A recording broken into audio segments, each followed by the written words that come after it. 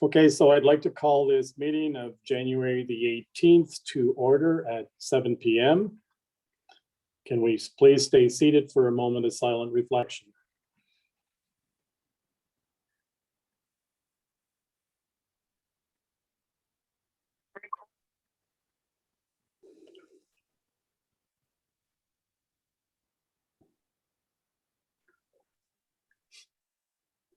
Thank you very much. As we gather this evening, I would like to acknowledge on behalf of Council and our community that we are meeting on the traditional territory of the Algonquin people. We would like to thank the Algonquin people and express our respect and support for their rich history. And we are extremely grateful for their many and continued displays of friendship. We also thank all the generations of people who have taken care of this land for thousands of years.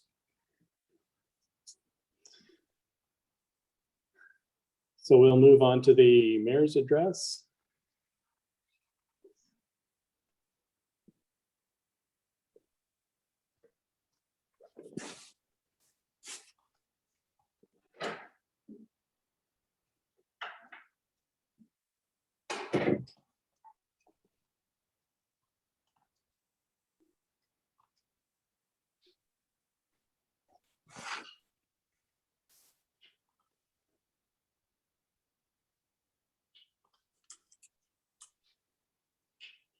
Just waiting on Michelle to share the screen.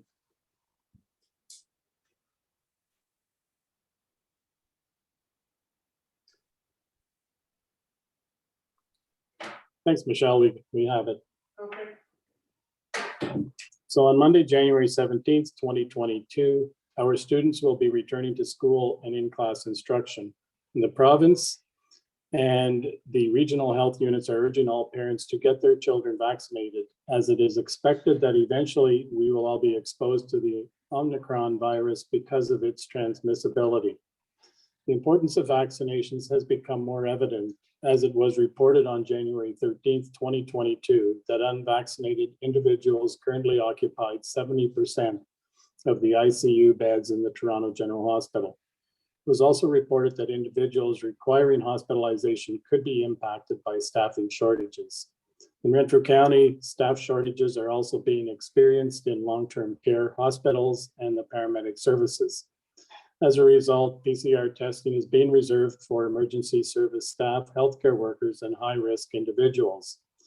Contact tracing has had to be abandoned because of the rapid spread of the infections and the number of positive Omicron cases reported by the health unit, which are grossly understated as they only record the individuals identified by a PCR test. The county has been proactively redeploying staff as required to address staffing shortages. However, contingency plans are in place if the situation deteriorates. It was noted that 50% of long-term care homes in the province have declared an outbreak in their resident populations, while so far in Renfrew County, this has not been the case. The Rankin Community Recreation Center now has the ice open for skating. The building will not be open due to COVID-19.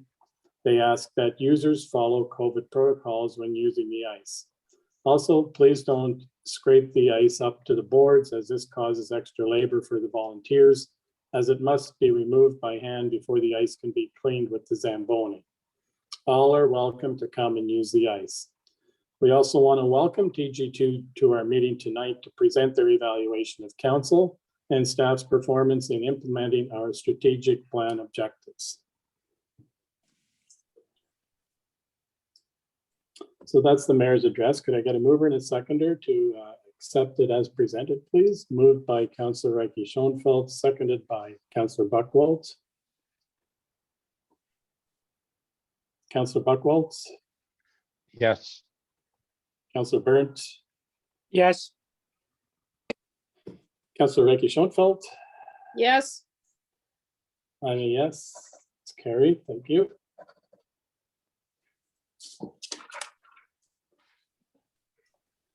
Are there any declarations of pecuniary interest in the general nature thereof?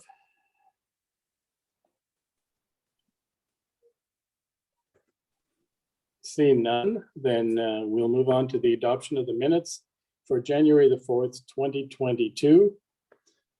Could I get a mover and a seconder? for the adoption of the minutes, please? Moved by Councillor Buckwald, seconded by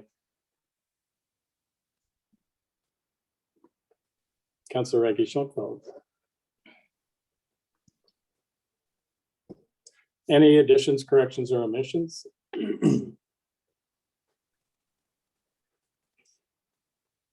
Seeing none, I'll call the vote. Councillor Buckwald, yes, Councillor Burnt, Yes. Councillor Reggie Schoenfeld. Yes. I'm a yes, that's carried. Thank you.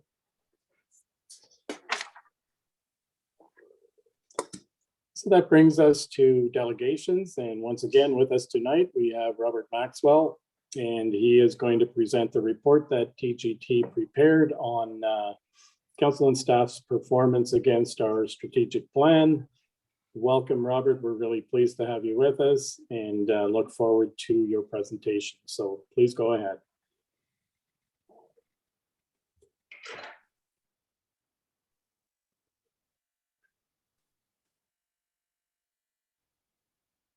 Thank you. Are you able to see the presentation that we shared? Michelle just needs a minute to bring it up. We're Okay. having a few challenges with the screen sharing.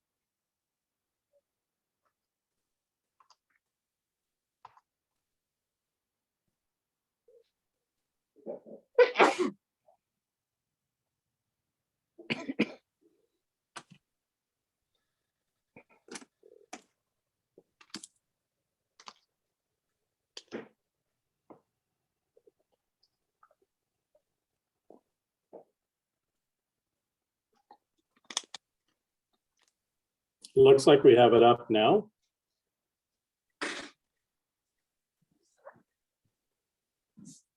On slide 2, we tried to summarize our observation of 2021's progress. We've listed on the left the major initiatives as outlined in the strategic plan, and we've listed on the right, using a color-coded scheme, the items that impacted the delivery of those particular sub-projects within the strategic plan. Yes, there were valid reasons why progress was not as bountiful as perhaps might have been hoped. In some cases, however, we do believe that more thinking and more focus could have led to more progress. So progress was made, but as we noted with the color coding, there were areas where there was not as much progress as perhaps might have been envisaged. So severely impacted, in particular, the Cooking for Connection project, impacted by COVID, the Dynamic and Inclusive Housing project, and the technology component also impacted the Dynamic and Inclusive Housing project. We note significant impact causing incompletion with yellow, and that there's several areas where that has occurred, and we've noted several areas where there might have been minimal impact because of the reasons noted. On the next slide, slide 3.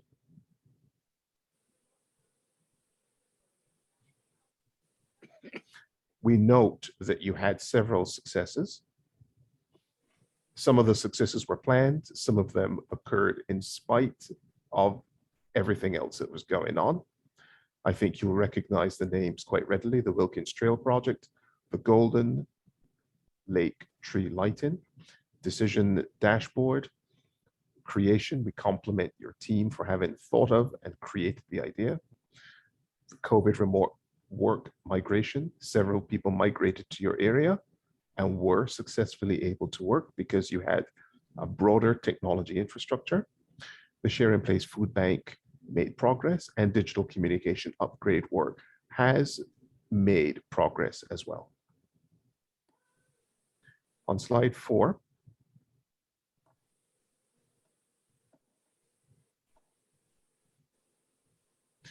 we note some shortcomings in execution. We believe that there were a number of opportunities to communicate that were perhaps missed. We believe that there could have been more of a formal rollout of the plan. The creation of the strategic plan was a very big and important milestone, and we believe that there could have been more of a formal rollout. The dashboard is being used, but it is not being used as consistently as perhaps we think it could be used. And we believe there is insufficient focus on execution at each of the major strategic elements. On slide 5,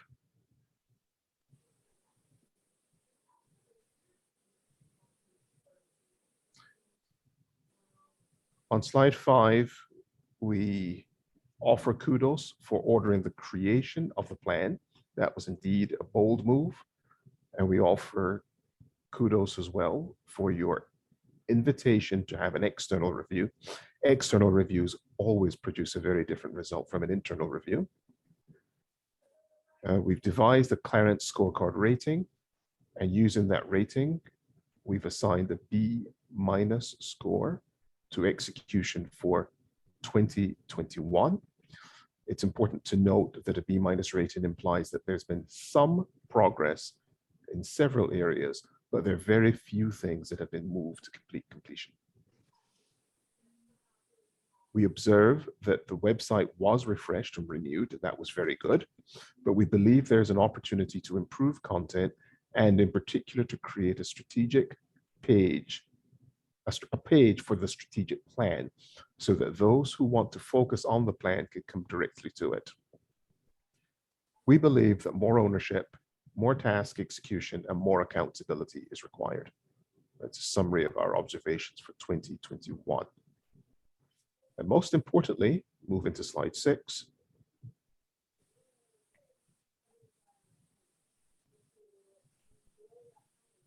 We are very, very confident in your ability in the new year to retain the services of a special project coordinator. We believe it's very important to have update meetings. When we reviewed council's minutes, we don't believe there was enough discussion on the strategic plan. We believe that time needs to be set aside for council to receive reports and to call for further action. We believe that communication is paramount, and we believe that it's a specialized skill. And we've recommended in our report that you seek external help to improve your ability to communicate, both in terms of the volume of communication and the type of communication.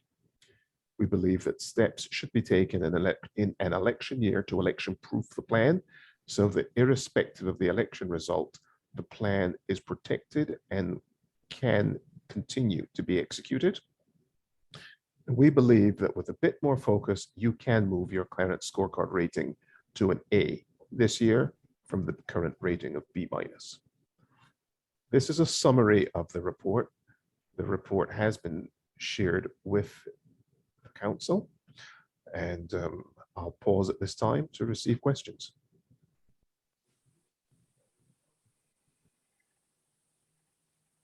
So I'll turn it to council, and Councillor Recchi Schoenfeld, please go ahead. Can you tell me more about the Clarence scorecard rating? Yes. Just how the rating scale works? Yes, it's an algorithm that we've developed so that we feed data into it. We conducted several hours of interviews. We noted the responses and we fed them into the algorithm. And this we find is a better way to give us an objective score as opposed to one's feelings or one's disposition toward a particular plan or toward the people involved in the plan. And as I noted earlier, the rating is published, I believe, on page 18 of the report, how it works at a very high level. But the key here is many projects have been initiated, but the key word is some. Only some progress has been made on them. To get higher ratings, one has to actually complete various components of the work.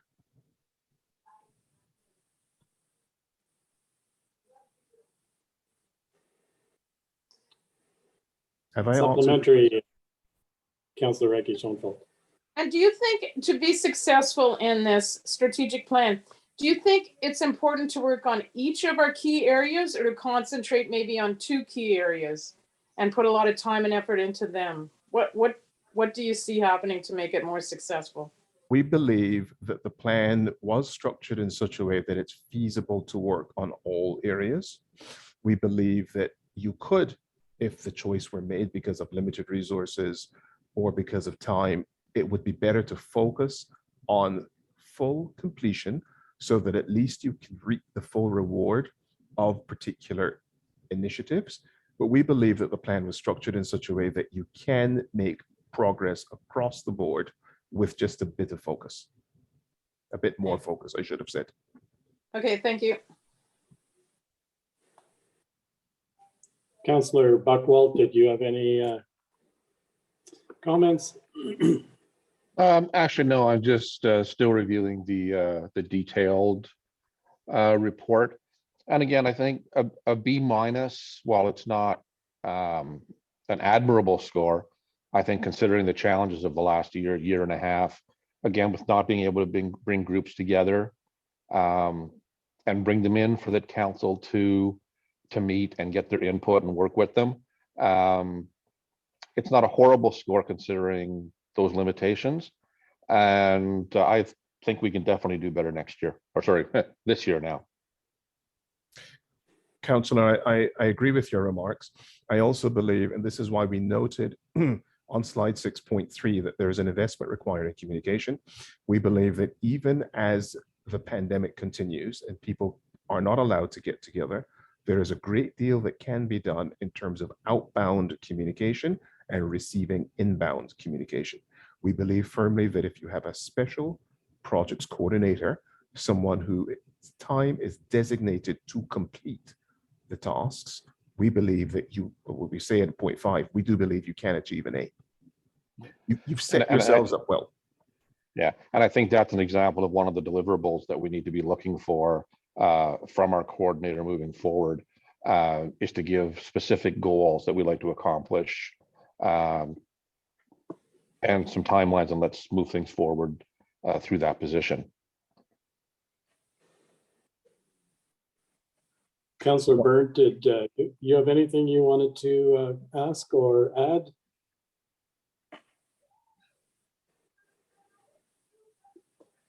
You're muted. There you go, Councillor Byrd.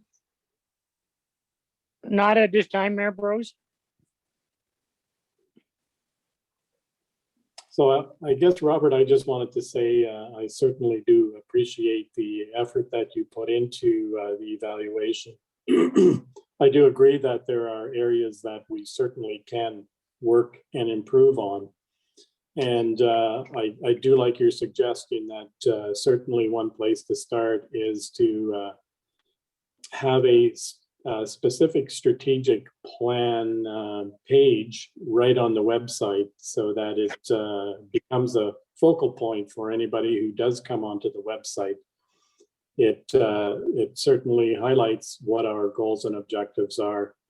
And I also do believe that having a special projects coordinator really on a daily basis can then start moving some of these initiatives forward, and especially the communication piece, which is so vital and important to get that feedback from our residents.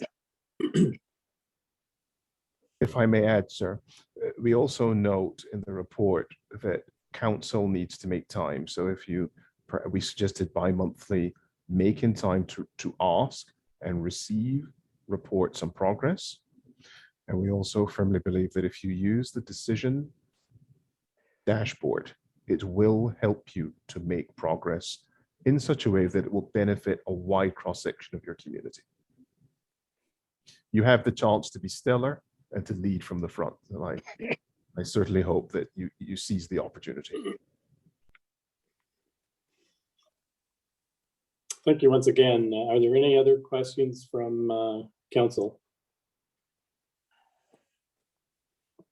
I see none. So again, thank you, Robert, and thank you for joining us tonight. And we will certainly take your report and have that as a guide actually for our special projects coordinators, so that they can use it and refer to it as we move forward as well. Thank you, everyone, for having given us the chance to interview you, to share our feedback, and to help in this process. We're very keen on your success, and we look forward to working with you again soon. Thank you. Thank you. Thank you. Thank you.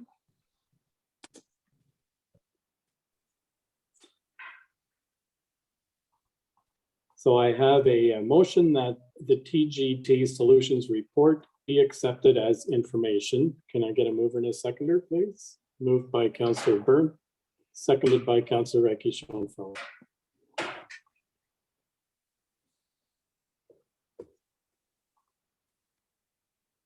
Councillor Buckwald, Yes. Councillor Burns, Yes. Councillor Recchi Schoenfeld, Yes, and a yes, that's carried. Thank you.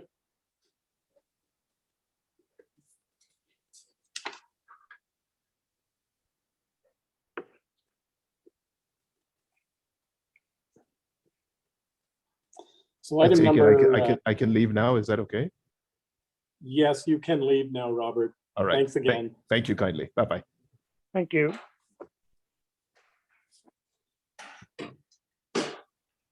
So I have a motion that council accepts the library board report and the CEO report as presented. Can I get a mover and a seconder, please? Moved by Councillor Buckwald, seconded by Councillor Recchi Schoenfeld. Comments or questions? I guess we can't have them answered because Maria's not with us. I'll call the vote. Councillor Buckwald, Yes. Councillor Burns, Yes. Councillor Recchi Schoenfeld, yes, I'm a yes. It's carried. Thank you.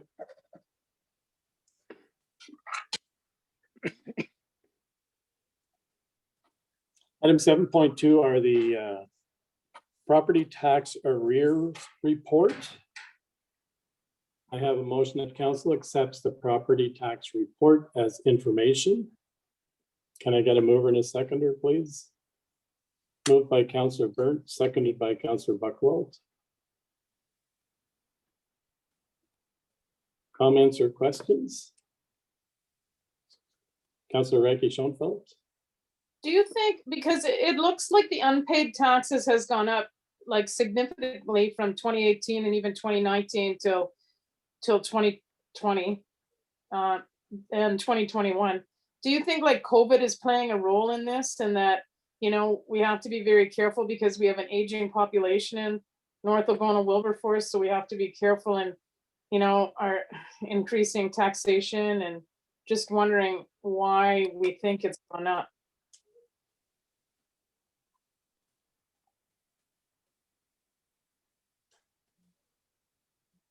We're not hearing you, Oh, Michelle. frick.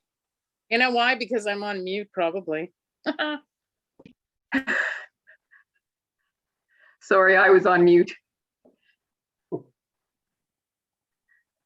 Oh, I'm on. Go ahead, Michelle. Okay, thank you. Sorry about that. So actually the total amount of tax arrears owing has decreased from last year in the amount of $107,000 approximately. So actually, like I said, so the total tax arrears have come down from the previous years. But when I look at the chart, if I may through the mayor, in 2020, 106,000, and in 2021, it was 302,000. I don't understand how it came down 107,000 approximately.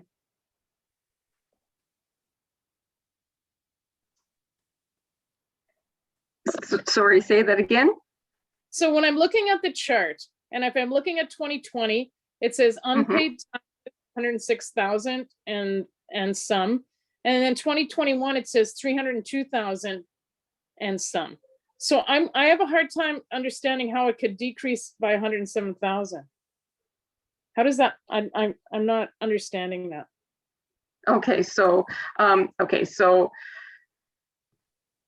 when we look at 2021, okay, so in 2021, we levied approximately a little over 3.3 million in taxes. Okay, Okay, of that, 9% is unpaid, okay, which is the 302,000. all right, Okay, but keep in mind that how tax payments are applied, they all are always applied to the oldest taxes first.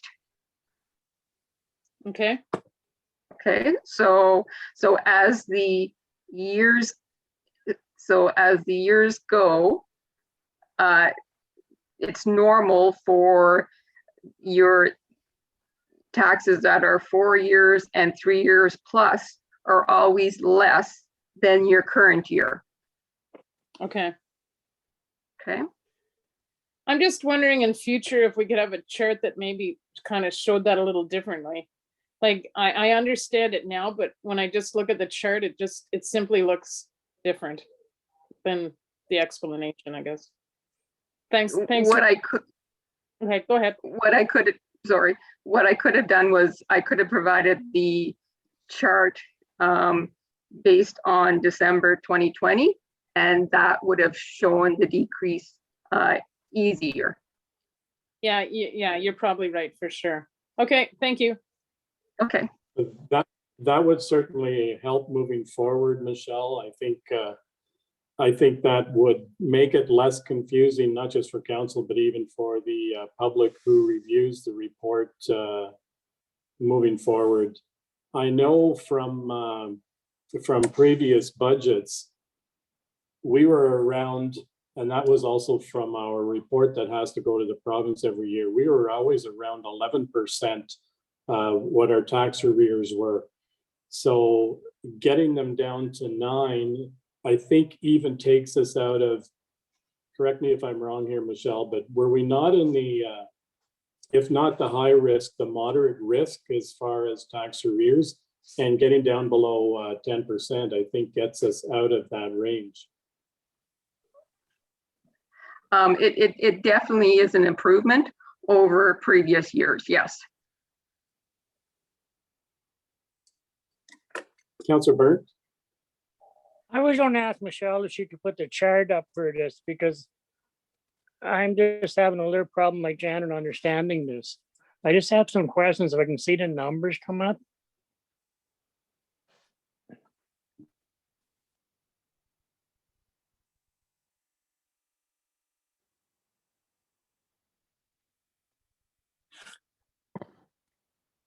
Can you see the chart? Yes, I got it. Yes, Thank you we very can. much. Okay, great. Okay, Michelle. The number showing for 2018, that number is still owing to the township then? That is, so approximately 36,000 are owing in taxes, and a little less than 9,000 is owing in penalties and interest. And that goes on for 19 and 20 and 20. Correct, yes. Okay, now I understand it. Yeah, now I get it. I didn't get that part before, the years there, but that's how much is owing for each year. It is, yes. And when they pay taxes, always go on the bottom. Like if anybody's owing back taxes, it will go back to 2018 first. Yes, so when tax payment is made, it's always applied to the oldest taxes first and the Okay. interest. Okay, now I get it. Thank you very much. Thank you, Michelle. That was certainly helpful. No, Because that's I the know part. it. Sorry, go ahead, Councillor Burns. That's the part I didn't understand with them numbers with today. I just couldn't figure that out, and that really helped me. Thanks a lot. And next time I will provide 2 years for comparison. Thank Well, you. thank you very much. Thank you. So are there any other questions on the tax arrears report? Seeing none, I'll call the vote. Councillor Buckwald, Yes. Councillor Burns, Yes, Councillor Reiki Schoenfeld. Yes, I'm a yes, that's carried. Thank you.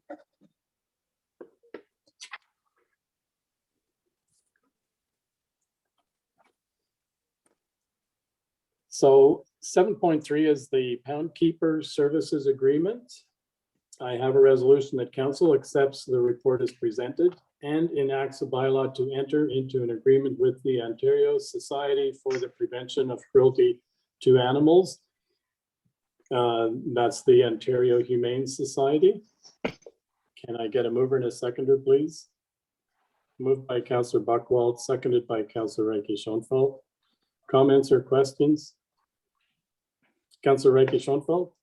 can we can discuss the bylaws written. So I had a question about 2.9, to reimburse the society the cost of any rabies or other vaccinations mandated by Public Health Ontario. I'm just wondering why that would be in there. And secondly, how long do they keep the dog for? And I guess thirdly, if let's say they found the person that belonged to the dog, does that person then, did they pay the pound to get the dog out and then we get reimbursed at all, or do they pay us? Just wondering how that worked. I'm not sure if Michelle or Andrew wanted to answer that question. Okay, maybe I can start. Yeah. Okay, Okay. so your last question. So if the society would bill the owner of the animal if they're aware of the owner. Okay. The number of days, how many days would they retain the animal? So that would be based on our bylaw and any legislation. Okay, I did kind of look for that, but I can't find it. Like an exact amount, like an exact, like 7 days or 10 days or 2 days. So it doesn't specify in the bylaw. It just specifies that they would adhere to the township's bylaw. So we would have to make a subsequent bylaw saying that we would be responsible for that dog for X number of days then. We do currently have an animal control bylaw. Okay, but does it talk about specifically about a dog that we've taken to the SPCA? Or does that matter? We would have to review it just to make sure that was included. Okay. All right, and moving forward then, would it be our bylaw officers that would be responsible for picking up a dog at large or whatever? Or like the SPCA would have nothing to do with that? It would be our bylaw officers that would pick up the dogs and transport them to the pound. Okay. Okay, so then moving forward, could I ask through the mayor that administration would look to see to make sure we have something in our bylaws that says the amount of days that a dog would be kept in care before, you know, I guess it was euthanized?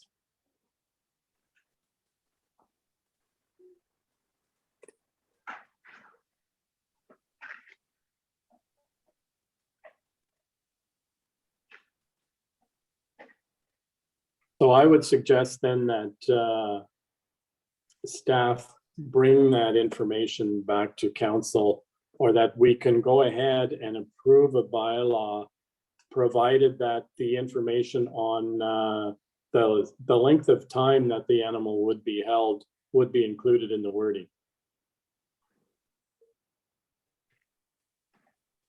Which is the preferred route to take, Michelle?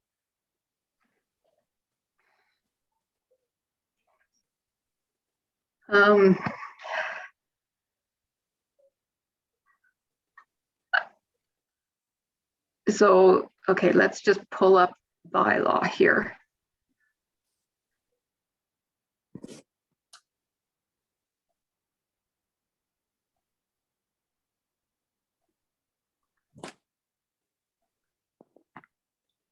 Uh, 2020-81.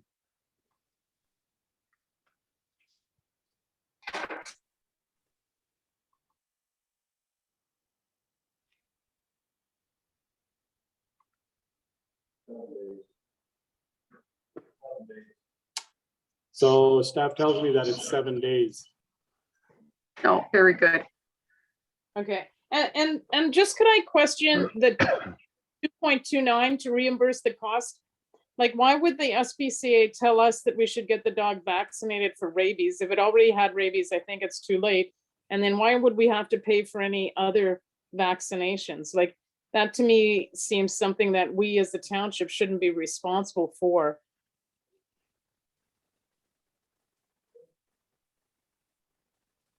I mean, maybe it's just a standard one, but to me, I don't know why we as a township should pay to get a dog vaccinated. So like the clause said, that would only be in the event that it was mandated by Public Health Ontario. So if it was required by other legislation, they would vaccinate it. If it wasn't, they wouldn't. I'm just wondering under what situation or circumstances would they get us to do something like that? Anyway. I mean- My thought would be that that would occur in the event that there's no indication who the animal owner is. And in which case there'd be no record of any of the vaccines. So I think if it comes into their facility, then they have to ensure that they have the proper vaccinations. Right. Yeah, and that'll make an additional cost to the township too, then I guess, I suppose. Then yes. Thank you. Any further questions? I do, Mayor Bros. Oh, sorry. Go ahead, Councillor Burnt. And I'm looking at 2.7. The township is reliable if the dog has to go to a veterinarian clinic. To me, that is another big one, because if the dog went there with a broken leg or something, it costs.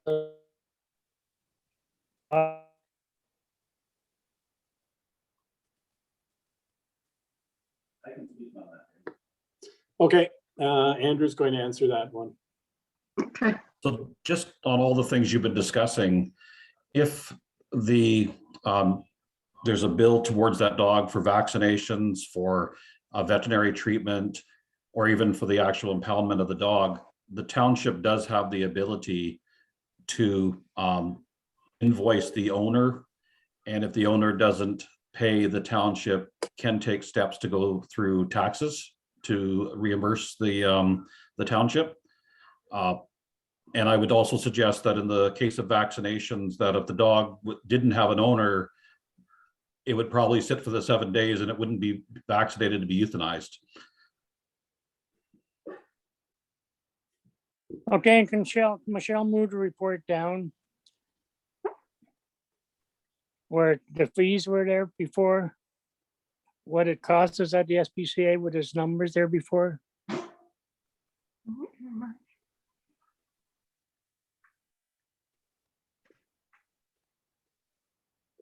Now, what would it cost us for 7 days with the SPCA? Hold there.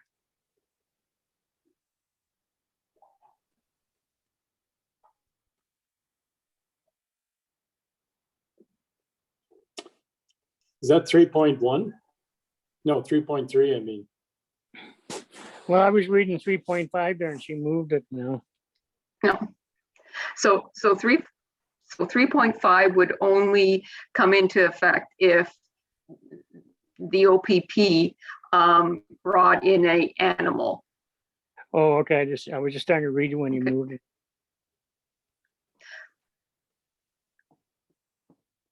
Otherwise, it's a $375 impound fee. And that's the same, we thought the township the same thing, like if we took a dog there?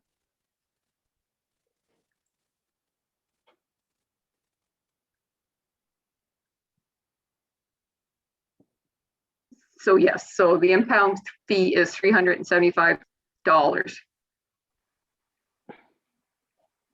And that's for 1 week. No. It looks like it's five, it looks like that's one cost and $50 a day is added on to that. Oh, yeah, okay, that's, yeah.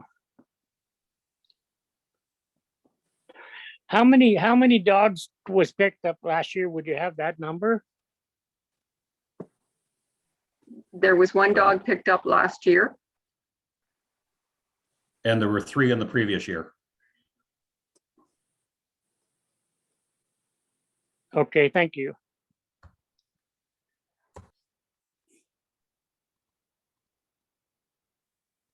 I think the big thing to remember is that based on the number of dogs that we've had to deal with in our municipality, this is certainly a more cost-effective service than what we were paying before.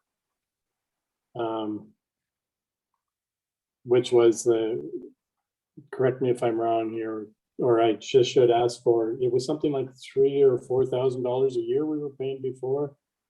3,500, I think.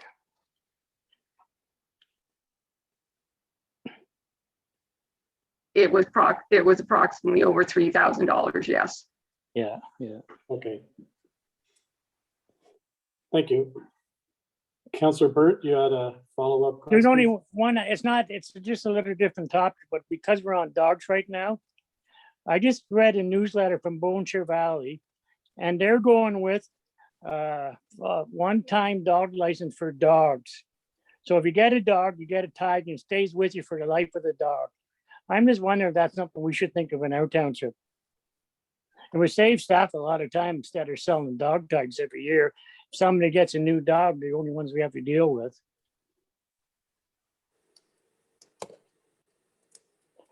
I guess that's something we could ask staff to bring a report back on to a future council meeting.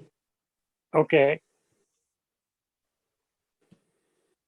And is that something that we can just have recorded in the minutes that, or do we need a resolution, Michelle?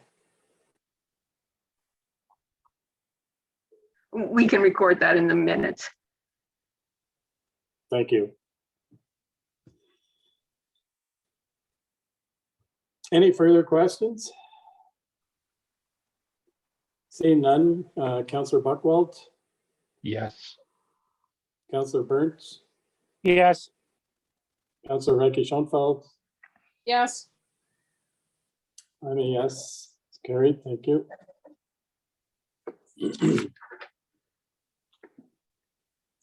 Item 7.5 is the municipal election voting method. I have a motion that council enacts bylaw number 2022-06, being a bylaw to authorize the use of alternative voting methods for the 2022 municipal election. Can I get a mover and a seconder?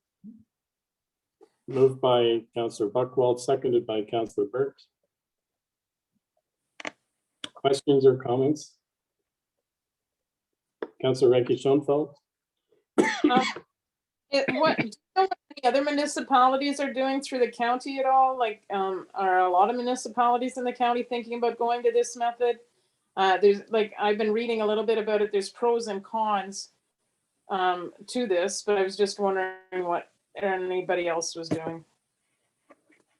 Some municipalities in the county are using telephone and computer voting, but there is a number of smaller municipalities like North Algona Wilberforce that is using vote by mail. The township of Horton is Madawaska Valley Township is, Bone Shore Valley Township is, and Killaloe, Haggerty, and Richards Township are all using vote by mail. And do you know what our percentage of vote was the last time, like out of the residents, like were we 60% or 30% or? I don't have the precise percentage, but I believe I was told that the turnout was rather good with vote by mail. Okay, thank you.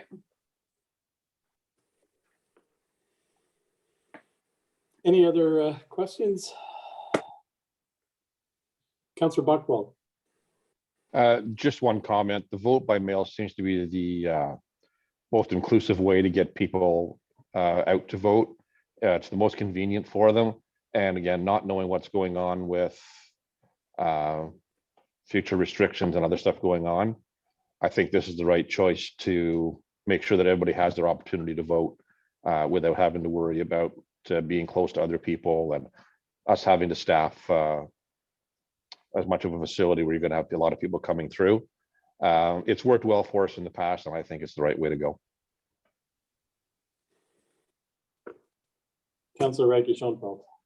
If a person for some strange and unknown reason lost their ballot, maybe there was a fire or maybe it got thrown in the garbage, are there provisions for that? Or is it like, you've lost it, so there's nothing you can do? No, there are provisions in place for replacement ballots. Okay, thank you. Councillor Burnt, did you have a question? Yeah, I was gonna make the same point Council Buckwald made. We don't know where we're going to be with COVID at that time of year because we thought the third wave were done. And now we're in the fourth wave. And I have to agree, it is a good way to go. People can do it right from home. They don't have to go out. Thank you. Thank you. Any further comments? Seeing none, Councillor Buckwald, Yes. Councillor Burnt, Yes. Councillor Reiki Schoenfeld. Yes, I'm a yes, that's carried. Thank you. Item 7.5 is budget. I have a motion that council accepts the budget information as presented and directs the clerk treasurer to make changes as discussed. Can I get a mover and a seconder, please? Moved by Councillor Buckwald, seconded by Councillor Reiki Schoenfeld. And I'll open it up for questions or comments. Councillor Reiki Schoenfeld. how do you see this, like, just this process right now working efficiently? Should we go do page per page, or one person says what they want? Like Laura had sent me the budget, so I printed it off. So I have a number of questions and comments. So I'm just wondering, to make this work efficiently, how should we do it? Okay, so I think first off, I'll open up the budget notes. And there's only a couple here, we'll go through them. Okay.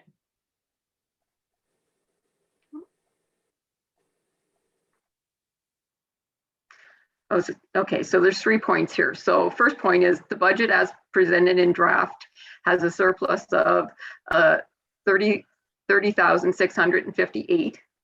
Okay, the items that were discussed at the December 21st budget meeting, they have been included in the draft budget.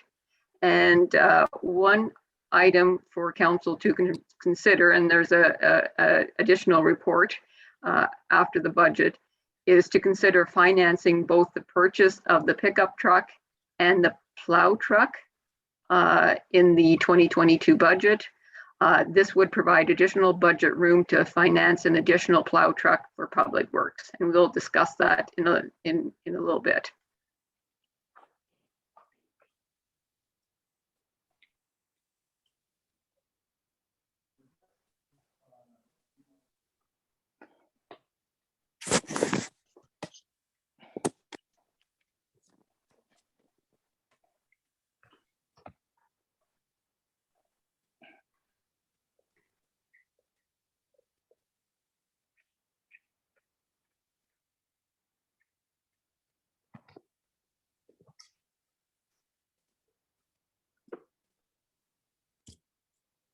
So Councillor Rebbe Schoenfeld, if you wanted to start and just go through with your questions. Okay, so first of all, I think part of the problem was when we got the draft budget way back then, we got it the evening before our council meeting. And so to tell you the truth, I never went through the numbers and I never really looked at the budget notes. So like to me, the budget notes, it appears that we are increasing our taxation by 5%, which I really think is like too much money. And we never really discussed what was our projected growth. We must have some projected growth. So how much monies was our projected growth bringing into and contributing to the budget? So that's So- one I have. If I may. Mhm. Okay, so the budget as presented does have a 5% increase in taxation revenues. Now, our growth for 2022 is approximate 1%. So then overall, we would have a taxation increase of 4%. Yeah, but in your budget notes, we had 5%, did we not? Originally, but that didn't factor in the growth for 2022. So really, it's a 4% increase in taxation. With our growth, it would be 4% approximately, yes. But then does that change your budget notes or something? Like, so right now you projected this budget of 2022 as a taxation increase to each resident of 4%, is that correct? So overall, it would be a 4% taxation increase, yes.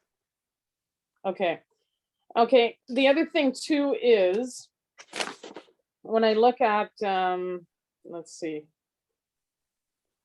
Okay, I'm just trying to think of the easiest way to do this so we don't get confused. Under taxation revenues, under industrial, okay? Mhm. Initially, we had, for 2021, it was budgeted at 26,000. But then in 2021, it was 81,000, and then we're back to 27,000. How come the big change there, I wonder? Okay, so these are 2021 to date projections. So we did have a supplementary tax bill for 2021. Okay, And just keep in mind, these are draft numbers here. So Okay. as we move along in the process, we will be able to finalize the 2022 budget numbers for taxation more. So they will Okay. become more accurate. okay. And, okay, so I'm just going through page for page.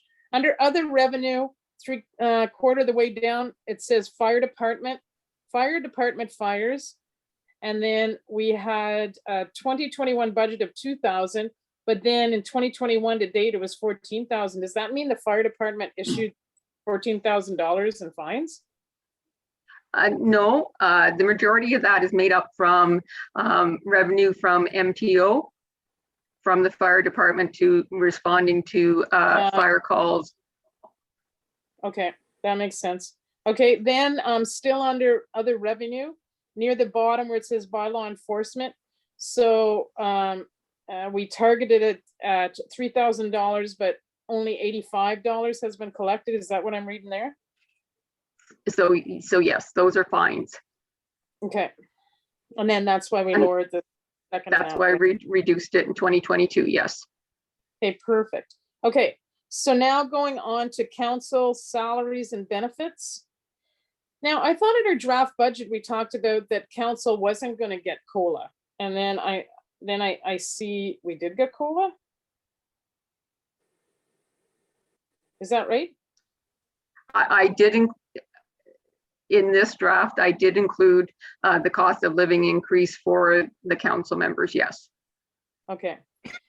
And I'm just gonna give my personal opinion here. I think what I'm trying to do is save money. So like, personally, I'm in favor of not giving us COLA, just like initially we were going to not get COLA. But that's just me saying that.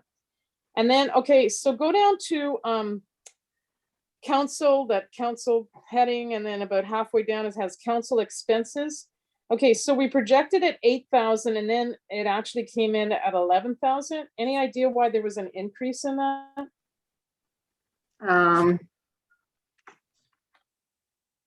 Just thinking. Like, I'm wondering why we increased ourselves like that, or what happened there. I would have to review that and I can provide that information later. Okay, thank you. Now, oh yeah, okay. So now under admin, but maybe a third of the way down, admin mileage and expenses. So we budgeted last year at $2,000 and currently it's $4,700. Just wondering why that got high. And then next year we budgeted for 4,000. Just wondering how come that's higher than we thought. And maybe you have to look into that too. Oops. So that's mileage. So it would vary year from year. If we look at 2020 actuals, it's $5,600, just about $5,700. Okay. So it is an expense that varies year over year. Year to year. Okay, perfect. Now, on that same admin column, maybe 2/3 of the way down, efficiency review, strat plan and rebrand. Okay, so initially in 2021, we budgeted at 150,000. And now we've only spent to date that you have recorded, because probably more stuff's come in, let's say $12,000, right? Okay, Mhm. so is that number going to be closer to 150 or closer to 50? Would you can you guesstimate? For 2021 actual. Yeah, yes. So for 2021, it will be closer to the $12,000. Okay, because here is what I'm thinking. I don't see anything in here, like we've never conducted our service review, which was a key point for us, I thought, was doing a service review. And after listening to the presentation about the strat plan, it appears that we have to make sure, and I know we have strat plan in there, that we do spend monies on like the communication part, maybe extra meetings part and all that other stuff. So when I look at that, when last year we budgeted for $150,000, we're not going to come close to spending that much. And now next year we've only budgeted for 75. Like my feelings is that area should be higher, because I think we're going to rely heavily on trying to make this strat plan work, in addition to having money for service review, in addition to the rebranding. That's just, I'm just putting it out there. That's what I'm thinking. Because I mean, we've really have the amount this year compared to last year. And to me, this year we should be doing more and making that strat plan more successful. Okay, and then, go ahead, Michelle, sorry. No, I was just going to say at council's direction, we can increase that line item. Okay, maybe, okay. And then under, okay, admin capital expenditure. Now, did we leave that $10,000 in? Is that's still in, right? It's just because it's written beside it, that's all. So for the last budget draft, that line item was 15,000. We reduced it to 10,000. Okay. And any idea, like, you just don't mean specifically office furniture, you're buying other things, right? Rather than desks and chairs, or is that, I don't know. I'm saying, like, what do you think? Go ahead. No, it would include desks and chairs and some additional office furniture, just so that we can work more efficiently. Okay. And do you think that's a need or a want? Like, are the chairs bad for your posture? I don't know. I'm just putting it out there. I'm trying to, like, increase, to me, that's $75,000 and decrease other ones. And that's just my opinion. So I don't want anybody to think I'm belittling or anything. Okay, so on public works, did we agree? I thought we were going, anyway, my feeling is we don't need those 2 speed signs. I mean, when we're trying to decrease the budget. So that to me is an area, to me, we could reduce. Then under Public Works, and we have $6,000 for spraying and salt. It says building maintenance, spraying and salt. What does that mean? Like, it's under building So- maintenance? And what is that? It is, yes. So it's doing maintenance work or maintenance spraying on the salt domes. Oh, okay, all right, okay. It's preventative maintenance. Yeah, okay. I was thinking it was something in the garage. I was wondering what was going on. Okay, that's perfect. Okay, on to, what's my next one?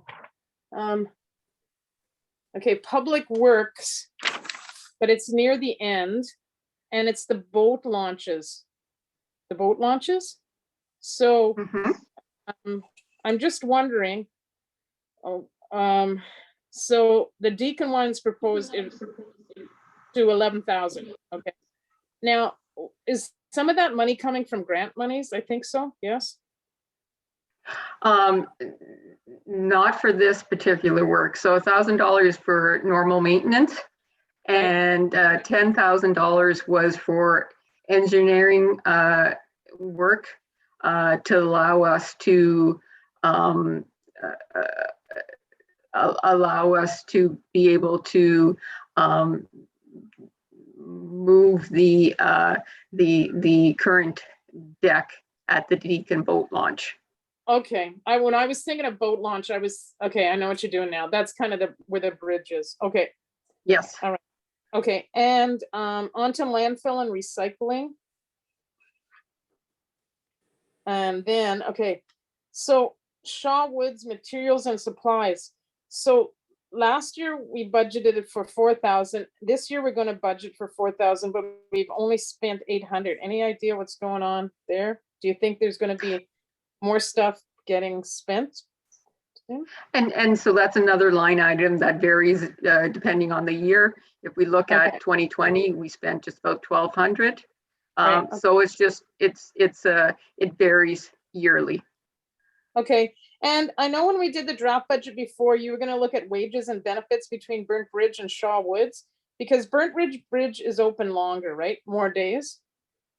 And we did reduce the one line item slightly. Okay, oh, yes, okay, sorry, I was looking at the wrong place. Thank you, that was my mistake. All right, now, on to fire department. And it is, the hydro. So that's about a third of the way down. So we budgeted last year for $4,000.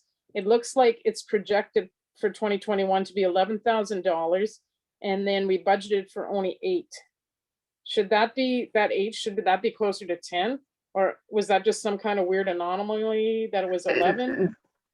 That was an anomaly last year, so 8 should cover it. Okay, thank you for that. Oh yeah, okay, so now on to, excuse me, recreation. And I'd say 2/3 of the way down, Melissa Bishop Park and the maintenance. Okay, so, and this is just for the park. So last year and I guess COVID has an impact on it, we budgeted for 3,000, but now we're budgeting for $6,000 for picnic and Harrow. So I'm just wondering why the big increase there and what that would entail. Okay, so that would include the normal maintenance amount, but then we Okay. also do want to purchase some additional picnic tables and a harrow, which would be used to maintain the beach area. Okay, now with that Harrow, would it look like something that gets pulled behind what, the tractor or a 4-wheeler or? And It would be pulled behind one of our pieces of equipment, yes. yeah, okay, all right, so those were the things that when I looked at it for a couple days that seemed to come out with me. So like, to me, the tax rate being high, the provisions to make sure we do our strategic plan and our service review. And just as an aside, the COLA that we were giving everybody was 3%, correct? That's correct, yes. Okay, so I was doing looking in at other professions, and like it's appearing like 2.5 and 2.7 is what a lot of places are going with. And I'm not sure how big an impact, but I guess every little bit counts, right? So, I mean, those were my key areas when I looked after, was the increase in taxation, which I thought was higher.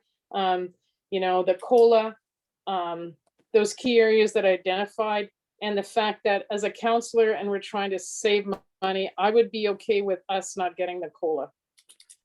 So those are all of my concerns and whatever. All right, thanks. I'm done.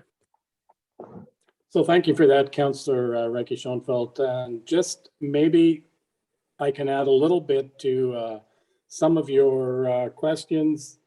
The one regarding COLA, I mean, if council is okay with not providing COLA to council, that's something we could agree with right away tonight. I'm not sure if the other two councillors here would support that. If they do, then we could just make sure that happens. As far as the service review for rebranding or service review modernization, that's money that could be coming to us through a grant, because there is another grant available for modernization funding, and those initiatives would be, we could capture them under the modernization grant. Speed signs, again, we could go with one instead of two, or we could go with none. That's certainly up to council. And if those are moves council's ready to make tonight, I certainly could support that. Councillor Buckwald, did you have anything you wanted to go through? I did have one question for staff. So when we're estimating our taxation revenue, how are we coming up with that number? Are we using the same tax rate as last year, or have we adjusted the tax rate in our assumptions? Okay, so, and that's why I said, as more information comes about, we'll be able to provide a more accurate forecast of taxation. What I just did was I increased the tax levy from 2021 5%. Okay, so it was strictly a dollar figure. It wasn't actually done by calculation. It was strictly a percentage. Okay, thank you. I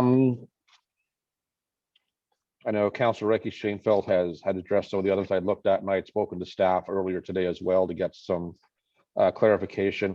On the subject of the speed signs, I know it's something that's come to us more than once, and we've had several complaints about the speeding and what we can do about it. So I'd hate to see us get rid of both of those.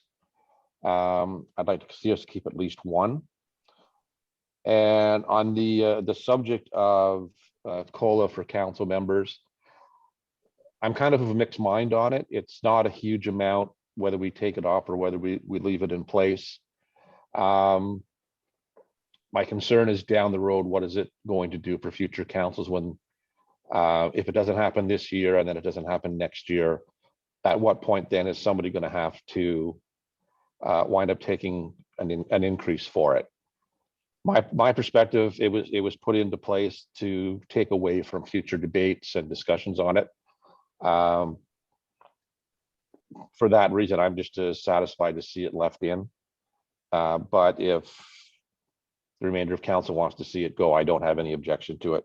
It's just something that I'll caution members about. It's more of a, my opinion, it's more of an appearance thing than a substance thing.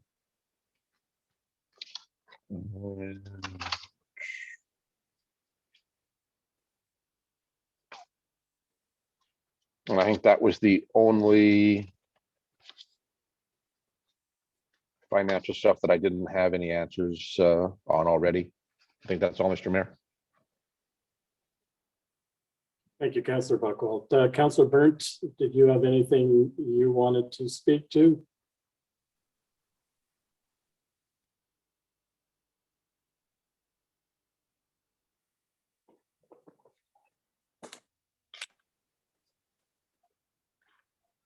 You're muted, Councillor Burnt. I'm not sure if you're speaking now or you're just looking.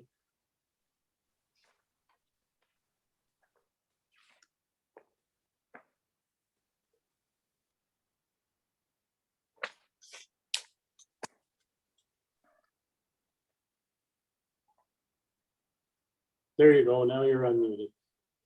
Yeah, to me, this is a really important budget. And I think council should have another meeting on this because we're missing, it's a really important budget and we're missing one of our councilors tonight. And I really feel that she should be with us. And I'm okay with the no COLA for council. And I talk to people about the speed signs. When the speed signs are up, they actually work, but when they move them, people just go back to the same speed. They work when they're there, and if they're not there, they don't work. So I have a hard time with spending $20,000 on them. Maybe try The another signs- one. The speed signs. The speed signs were $10,000. Yeah, we were going to get two, so it was 20, right? No, to purchase 2 speed signs would have been a cost of $10,000. Okay. I think Okay. I think on the budget it's showing as 21, Michelle. That's true, but let me just, That might cover road signs too. but that also includes other intersection signs and signage. That's Oh, what I was okay. thinking.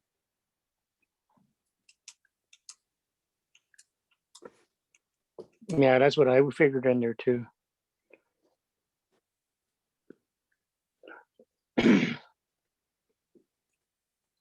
Anything else, Councillor Burns? No, I just want to ask council, is there any way we can have a budget with a full council, another budget meet before we pass this at February the 8th? Because I think it's really important that Maria's part of this. Well, I believe this will still be coming back to all of council. The motion just reads that we accept the budget information as presented and we direct the clerk treasurer to make any changes. So it still will have to come back to all of council. Councillor Reiki Schoenfeld? Okay, like 2 questions. So I noticed Adams and Bromley, and I think at the one last meeting I talked about it, where if you travel their roads, they have like a 4x4, a 6x6 up, and then there's a square, and that's where they put their speed signs on. I don't know if they're as complex as ours, where they can record, you know, how many people are on the road and what the, you know, a certain time of the day when people are speeding. I do agree with Councillor Burnt that people, when they see the signs, they do slow down. So I'm not sure the cost of those as opposed to the cost of ours, if theirs is more efficient and is it cheaper, but maybe that's something that administration could look into, and it would be as easy as probably calling them and asking how much that is. I like that idea in some ways because we could put those signposts up on all of our roads eventually, and we could rotate those around. And the one I found that was on Green Lake Road, our portable one, the screen protector did fall off and stuff, and you know, and we are going to do a road study down the road, and maybe that's one of the efficiencies we work into our budget down the road if we get those kind of monies. And the other question I forgot to ask was, how much money are we putting into reserves?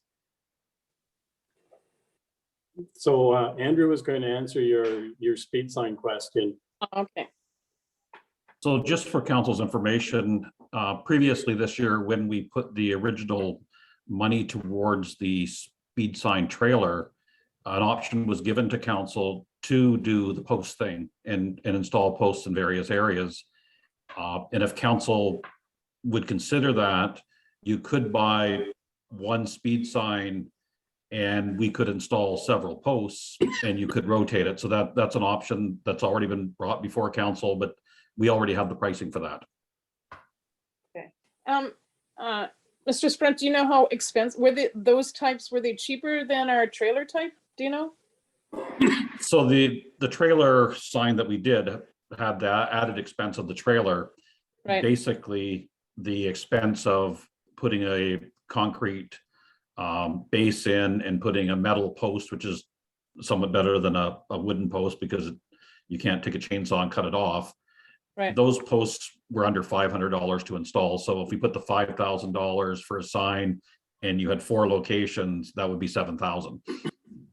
So do the speed sign on the posts, are they the same price as the speed sign that was on the trailer? Do you know? The actual sign is the exact same sign. So the sign that we have on Letts Cemetery is the same sign that is on the speed trailer.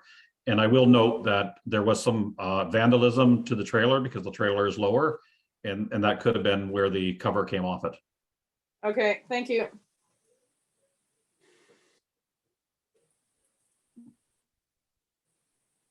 So I had 2 areas in the budget that I had an issue with. One of them was the concrete pad at the Burnt Road transfer site. And the concrete pad was priced out for leaf and yard waste. The only thing is, it's an ongoing cost once you put the pad there, because you have to have, first of all, you have to have somebody supervise the dumping of leaf and yard waste. Secondly, periodically, you have to have a piece of equipment there to keep mixing the waste so you don't get a spontaneous fire. I just think that people are getting used to taking their leaf and yard waste to Ottawa Valley Waste Recovery, where they certainly are set up to handle it, or they're finding another place to get rid of their leaf and yard waste. I don't know if that's an expense that, well, I wouldn't support it. I don't think it's necessary. And the other one that I have problems with is redoing Jessup Road. Jessup Road is not on our asset management plan to be redone this year. And there are other roads in our municipality that I believe need attention more than Jessup Road. And really, if we have an asset management plan, we should be following it, unless, of course, a road suffers damage like Black Creek did with the flooding that requires some immediate repair. And it was the same with McMillan Road. So those are my comments. Councillor Rankin Schoenfeld. Was that on the budget, has compactor bin and concrete pad $55,000? So, but the concrete pad wasn't $55,000, right? No, so the concrete pad was costed at 25,000. The compactor bin was costed at 30,000. Okay, thank you. The other, well, and as I'm reading my other notes, so lots of people say to a township, they pay all these taxes and they're not getting anything in return. And I think last year when I proposed that on one of the tax bills, we had a voucher for the landfill sites so people could take their large items. I think I kind of confused people, because usually in the past we had a large dump collection day, 2 days, right? One was at Burnt Road and one was at Shaw, right? Now, last year we didn't have any of those, and our voucher was only good for a period of time before it expired. So what I really wanted to see happen was that the voucher would be good to go into not the area that we take our garbage to, whereas the hazardous waste one, but it would have been to the large landfill site. So then I was hoping what could happen is that voucher could be good for either like the spring tax bill and have another one on the other tax bill, or just that it was good for the whole year and not a certain period of time. I know what happened was we could use it, and some people did. And I know on our site where the hazardous waste is, they did have bins for us to bring our stuff in, but that must have been a cost too. So my initial proposal was that the voucher would be good for a year, and they would take it to the large landfill site. And in fact, that's where all the couches and chairs end up anyway. So we had talked about the fact that it was a cost savings because we weren't hiring public work people twice during the year to load it into the bins, and then we'd have to get those bins shipped to the landfill site. So my idea was that we'd have at least one voucher that residents could use at any time. And they would go to the large landfill site, not the site where the hazardous wastes are. And putting it out there is like something we could do for our residents, and you'd make it flexible enough they could use it at any time. I guess one of the comments I would have is that it's something I think I would want to run past Sue McRae at Ottawa Valley Waste to see if that would be something they could make work. They like to know what days or what time frame that they could expect some of that extra material, because it helps them organize their staff. Yeah. So I think I'd want to check. I want to check with them. And the other part to that is, I mean, when we had our bulk item days, that was basically, you had a choice of 2 weekends. Right. Last year, I think we gave people, I can't remember, it was either 1 week or 2 weeks to use their voucher. So they actually had a little more flexibility in dropping off their stuff. I don't know whether it would have to be a whole year, but maybe we give them a little more time. Yeah, I was thinking if you do talk to Sue McRae, I can't see it being like all of a sudden in a week, you're gonna have all this material coming, because I think it would be spread out. So if I'm cottage cleaning in the spring, then I'd be taking it there sometime in May or June. And if I'm cottage cleaning up in the fall, then I'm taking it sometime in September, October. I can't see it being an overly big burden to them, because I can't see people being lined up to take all of their stuff there. I mean, that's why I thought having it for the whole year, or having it from, I don't know, like people open up their cottages, let's say in May, from May until October. Anyway, I would, yeah, I mean, and you'd be able to talk to her, and perhaps they would know how much did come during those 2 weeks in the springtime. I'm just making a note so I can have that discussion. Thank you. And how much money are we putting in our reserves for 2022? Okay, so for 2022 for reserves, there's 4,500 for election reserves. Right. There's 50,000 for fire department reserves. Right. And there's 500,000 for road construction reserves. And what was the first amount? For election, how much was for election reserves? 4,500? 4,500. Thank you. When you do your budget notes up for the next time that we meet, could you include those in along with the proposed taxation rate increase of 4% and an increase of growth of 1%?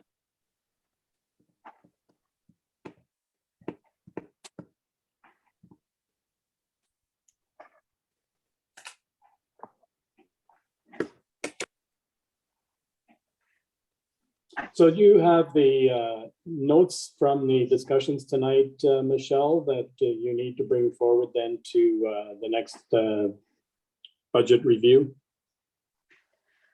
I have notes on items that were discussed by council, yes. Is there anything else council needs to add, or are we, oh, Councillor Burnt, you had a question. I like Janet Wright, Councilor Wright, Schoenfeld's idea about the bulk days we had. But I have to, Michelle, did the township not have to pay for them bins going and be weighed and dumped there at Ottawa Valley Waste, some of them? Like, I know it was free for the residents, but I don't think it was free for the township to dump them bins there. So I No, can we speak had- on We that. would have to pay. So if residents took stuff there, like different times of the year, it would be hard for them to keep track of it. I think it goes by weight, or Yeah, it does. I think maybe Sue might be able to help us out on that. I think it for sure goes by weight, but $20 gets you half a ton, if not a ton. So that would be a lot of stuff you'd have on the back of your truck. Because sometimes what happens is they don't take broken plastic chairs, or they don't take certain things, but in the big landfill site, typically take everything. Now, when you go there and you have a mattress, they'll ask you to go dump it in the mattress area. Or if you have a couch and chairs, they'll ask you to dump it in the couch and chairs section. But I think it just, having it over a greater period of time gives the residents more flexibility. If they go to that big landfill site, it does allow them to take more things there also. And I always have to think, like, what are we giving our residents for all the monies we're taking out of taxation for them? You know, and we have done lots of good things. And I think that enhanced communication will be great, because I mean, there's just another way we can talk about the strategic plan, another way we can communicate to them about landfill days or environmental days. So I think that's going to be awesome for sure. But I'm just trying to think of things that we can do, you know, that shows the residents that we're, you know, trying to use their taxation dollars to help them out in some way. So I think staff has taken down notes on everything that council brought forward. I'd like to, we still have a number of items to cover. So if council's okay, then if we can move forward and staff can build the suggestions that we've brought forward into the next presentation of the budget. And if council's okay with that, I'll just ask for the vote then to accept this budget information as presented. Councillor Buchwald, Yes. Councillor Burns, Yes. Councillor Reiki Schoenfeld. Yes. I'm a yes, that's carried. Thank you.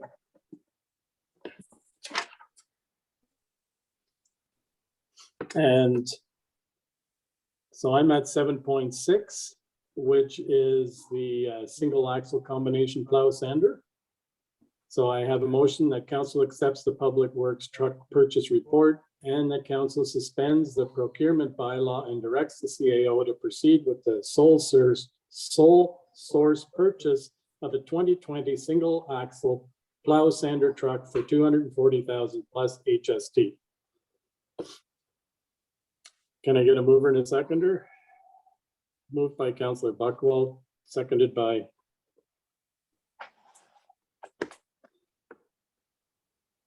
Councillor Reiki Schoenfeld. And then I'll ask Andrew to speak to this, please.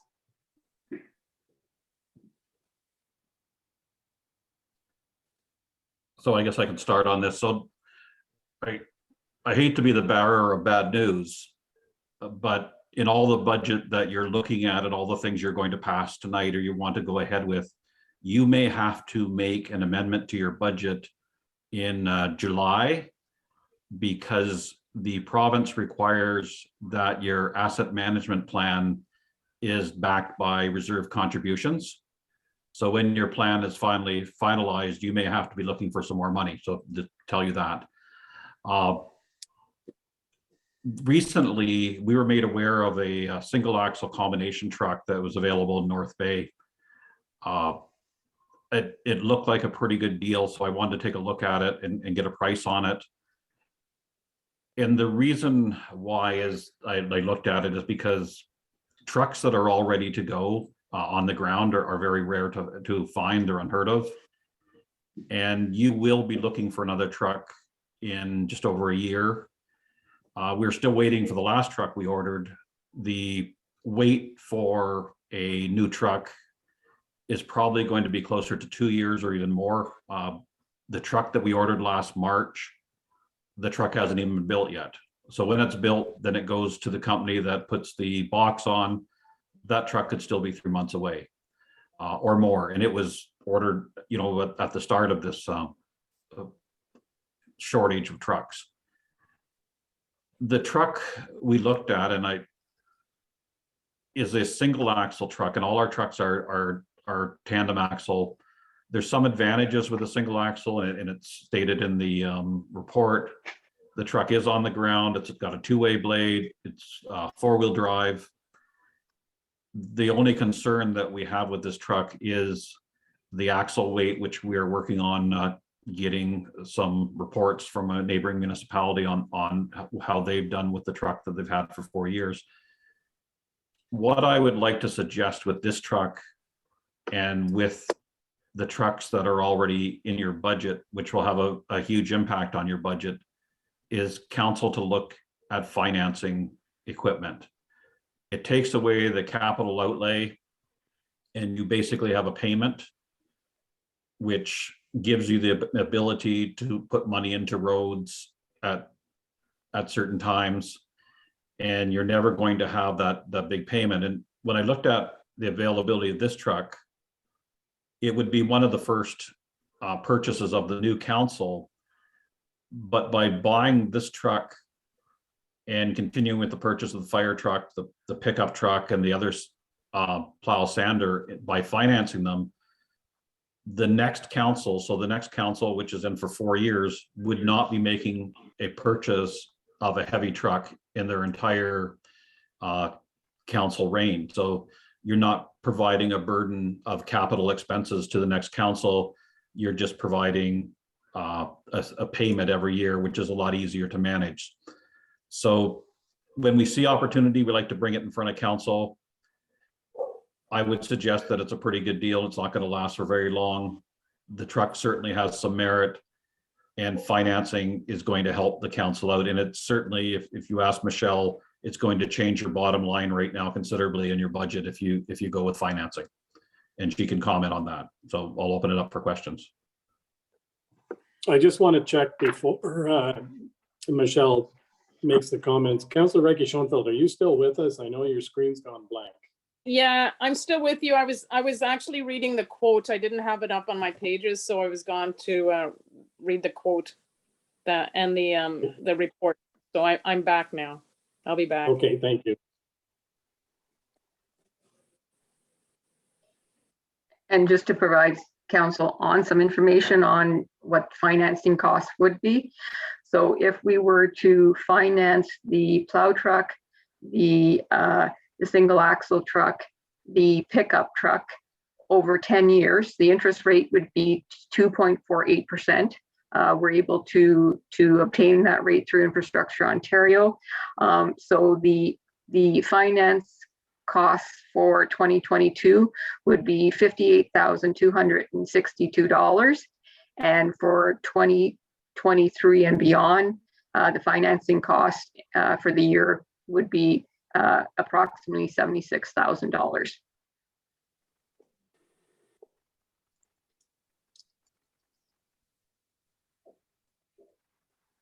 Councillor Buckwald and then Councillor Recchi Schoenfeld. You're muted, Councillor Buckwald. Thank you. I'm sorry, Michelle. And what all vehicles again did that cover? Okay, so that includes the tandem plow truck, the $320,000 vehicle, the pickup truck, which is $60,000, and the single axle, which is $245,000. Thank For you. a combined total of $625,000. Thank you. Councillor Recchi Schoenfeld. Because we have so many back roads, and I know that the public works guy used back kind of scraper blade more, and this truck isn't capable of having that. Is it still a good deal for us, or do we really need to have one that is capable of having that back scraper blade? That's an interesting comment because I haven't confirmed if we can put the scraper blade on it or not at this time. So you might be able to still put it on it. We might possibly be able to put it on. Okay, because I'm just thinking, like, I mean, it is a good deal and it's $60,000 cheaper, and that money can go a long way, but then are we, harming ourselves in another way because it's not going to do all the stuff we need it to do? I guess that's my biggest question. Will it do everything we need it to do? So in answer to that, and just a couple of things. With the four-wheel drive, where it has the ability to pull, it can do things that our other trucks can't do, but it also has a two-way blade. So when you're doing an intersection, normally the truck would keep pushing snow to one side. with this truck, you can push both sides. And on smaller roads, and we'll take, for example, Shineman Road, if the operator wanted to, they could wing on both sides going down the road and sand coming back. So normally we sand and plow at the same time. So on some roads, you could get a better coverage of the sand because you can just drive down the middle of the road. Yeah, thank you. And, oh, sorry, Councillor Byrne, go ahead. This truck is only a single axle. It wouldn't have a, would it have a large enough sandbox on the back for the winter time? So when we looked at this truck and we actually went physically to look at it, it is a smaller box, but it's not all that much smaller. So our boxes are tapered and this box that's on the truck has straight sides. So it's a matter of less than 2 yards basically. And we've looked at the route for this truck and we believe that the truck is coming close back and forth closer to the shop. So it's not going to be a huge inconvenience. Would that be changing some of the routes then to do that, or just use on the routes that we have? We don't plan to change the routes, but with this truck's ability that some of the other the larger tandems don't have, we may be able to pick up things that are being presently done with a 1-ton truck with this truck. So we may actually be able to increase where it's going. And this truck is 220,000? This truck is 240,000 and the last tandem we bought was 320, or we're waiting on 320. So it's over 100,000 savings. 360 for the, and this one is 320, sorry. So it's 320 versus 240. So it's about 65,000 when you work everything out. okay. And that's on today's prices. We don't know what the next truck would be. Councillor Okay. Reggie-Schoenfeld, you had a No, Councillor Byrne clarified it for me. Thanks. Councillor Buckwald? Just a question for staff. Any chance we could house this one in Golden Lake and not have to put on the addition? We weren't planning on putting it at that end, but in looking at, because you're imagining a tandem truck and a single axle being different lengths, they're not. Mhm. Okay, So it's basically the same length. okay, that answers that. It's worth a shot. No, it was. And the one other question I had was, and I think I had ran this past staff earlier, if we wanted to shorten our payback period from 10 years, we could put a down payment on this equipment, and that would allow us to, we could keep the payments the same, but we could shorten the term, correct, Michelle? Oh, you're muted, Michelle. You're muted, Michelle. Sorry. So we wouldn't be able to shorten the term. However, we could make a payment on the truck, which would reduce the amount that we would have to finance. Okay. Thank you. Councillor Burns? Just a question for Council Buckwald. How is the fire department with all their vehicles after we get this new pumper that they have ordered, the second one? Well, right now we have a tanker that should be on order or being ordered this year. Yes, The next vehicles after that would be the rescue truck in Golden Lake. Because it's getting pretty shaky. And then I think the next one after that then would be a new pumper for Rankin. I'm not sure what the timeline as far as years would be. okay. Thank you. So I would certainly support this. I think the big selling point is the fact that the truck is available right now. It's already set up and ready to go.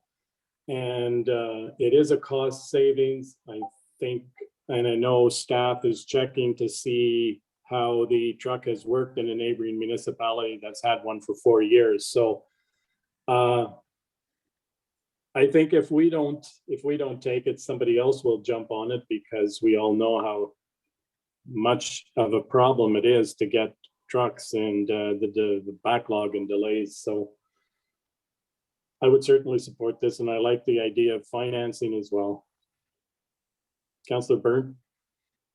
If we finance them 3 trucks, we have in the budget that money for the tandem and the 3/4 ton half ton. That's going to really change the numbers, because we have that money we could use other places then. That's right. We could rebuild more road. That is correct. It would change the budget. Councillor Wright? 1%. Oh, sorry. Go ahead, Councillor Burns. 1% of the budget increase, what would that be? 30,000 roughly? Approximately, yes.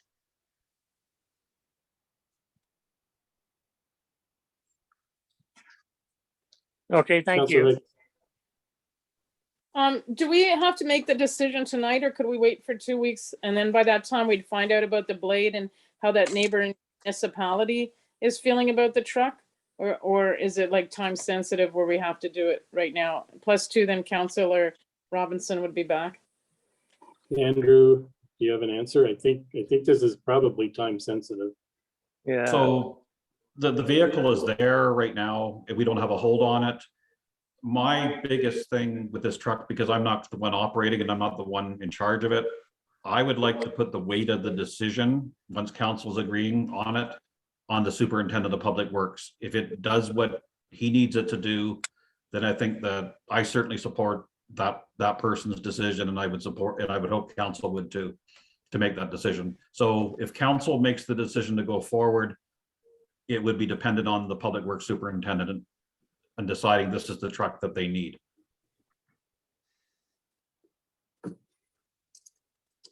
Councillor Ricky Schoenfeld. So would he be able to find out from the neighboring municipalities, so we'd get more information that way? Because I'd feel more confident if, he talked to the fellow in the other neighboring municipality and they said, yeah, it works great, or yeah, it might work great here, but not so much there. Then I would be in support of putting monies towards it, provided, those answers were given to our superintendent. So that's basically in the report. Okay.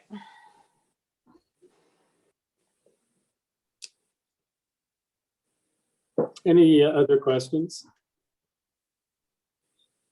So I will call the vote. Councillor Buckwalt, Yes. Councillor Burns, Yes. Councillor Ricky Schoenfeld. Yes. I'm a yes, that's carried. Thank you.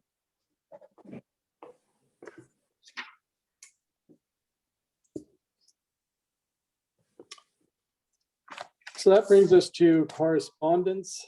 I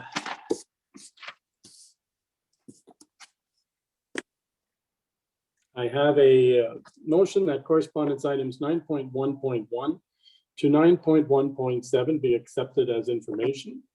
Can I get a mover and a seconder, please? Moved by Councillor Byrne, seconded by Councillor Buckwalt.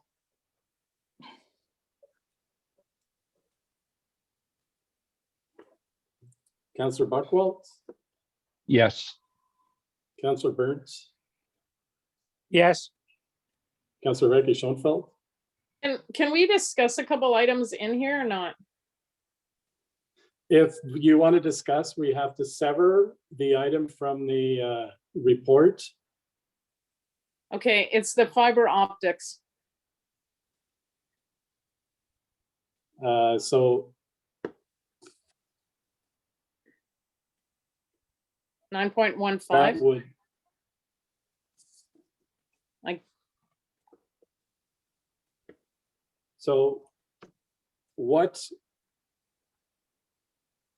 we can sever, but I guess I would entertain the question of, is it just for clarification?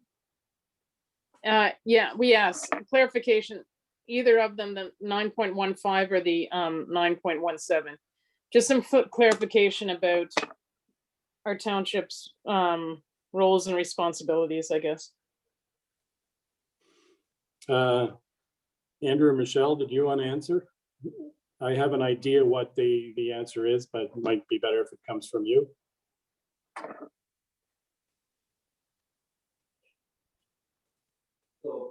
Just the first question back, and I think Michelle can explain the process. This has nothing to do with fiber optics. This is a tower in placement. So it's only the locating of the towers, and it's basically the township giving the public all the information the township has, and the facilitators of putting the towers in have to go through a public process, which includes council.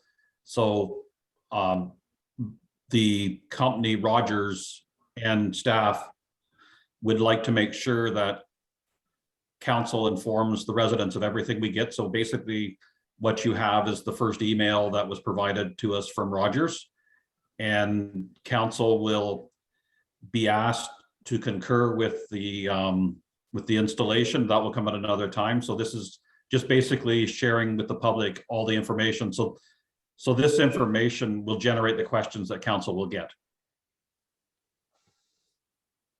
Okay. Does that help, Councillor Ricky Schoenfeld? Yes, because I guess upon further council meetings, then there'll be a time for me to ask my specific questions. So this is just, Yeah. I guess, the starting of the ball rolling. Okay, thank you. And so you're the last to vote? Oh, yes, yes. I mean, yes, that's carried. Thank you.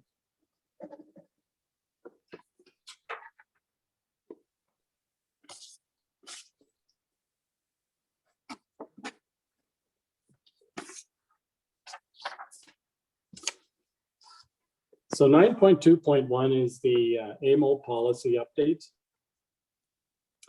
I have a motion that reads, whereas municipal governments provide essential services to the residents and businesses in their communities, and whereas the ability to provide those services is negatively impacted by exponentially rising insurance costs, and whereas one driver of rising insurance costs is the legal principle of joint and several liability, which assigns disproportionate liability to municipalities for an incident relative to their responsibility for it. And whereas the government of Ontario has the authority and responsibility for the legal framework of joint and several liability. Whereas the Premier of Ontario committed to review the issue in 2018 with a view to helping municipal governments manage their risks and costs. And whereas the Association of Municipalities of Ontario on behalf of municipal governments has provided recommendations in this source document to align municipal liability with the proportionate responsibility for incidents and capping awards. Now therefore be it resolved that North Algona Wilberforce Township does hereby support AMO's recommendations, and further be it resolved that North Algona Wilberforce Township does hereby call on the Attorney General of Ontario to work with municipal governments to put forward a plan of action to address joint and several liability before the end of the government's current term, so that municipalities can continue to offer high quality services to their communities. Can I get a mover and a seconder? Moved by Councillor Buckwald, seconded by Councillor Ricky Schoenfeld. Comments or questions? Seeing none, Councillor Buckwald, Yes. Councillor Burns. You're muted, Councillor Burns. Yes, Thank you. Councillor Ricky Schoenfeld. Yes, I'm a yes, that's carried. Thank you.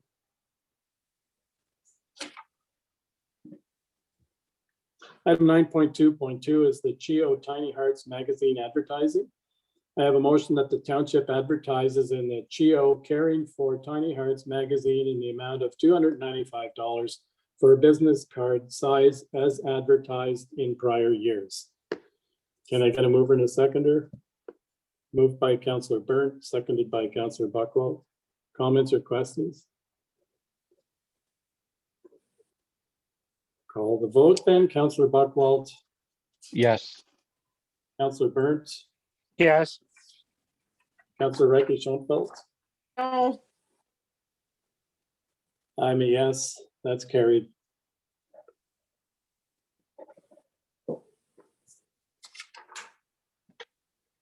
Item 9.2.3 is a training and learning center. I have a motion that council donates to the Training and Learning Center of Renfrew County online silent auction fundraising efforts to purchase a point of sale system by a monetary donation of $100 that can be put towards the purchase of the POS system, point of sale system. Can I get a mover and a seconder? Moved by Councillor Buckwalt, seconded by. I don't have a seconder, so that motion is defeated.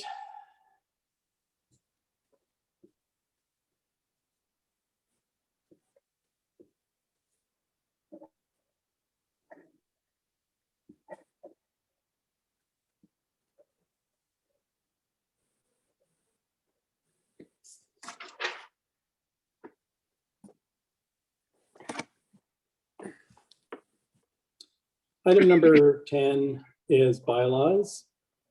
Now therefore, the Council of North Algona Wilberforce enact the following bylaws. Bylaw 2022-04, a bylaw to authorize appointments. 2022-05, a bylaw to execute an agreement with OSPCA. And 2022-06, a bylaw to authorize the use of alternate voting methods for the 2022 municipal election. Can I get a mover and a seconder? Moved by Councillor Reiki Schoenfeld, seconded by Councillor Burns.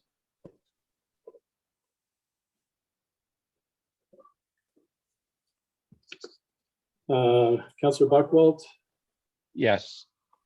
Councillor Burns, Yes. Councillor Reiki Schoenfeld. Yes. I mean, yes, it's carried. Thank you.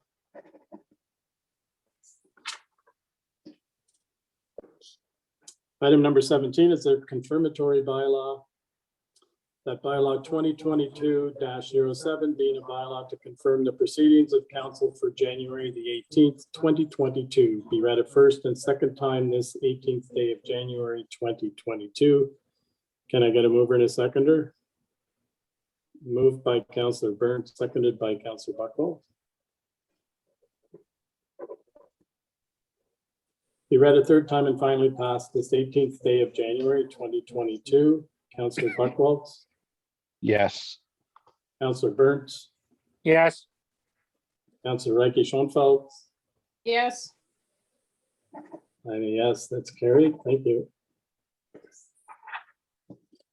And item number 18 is our adjournment.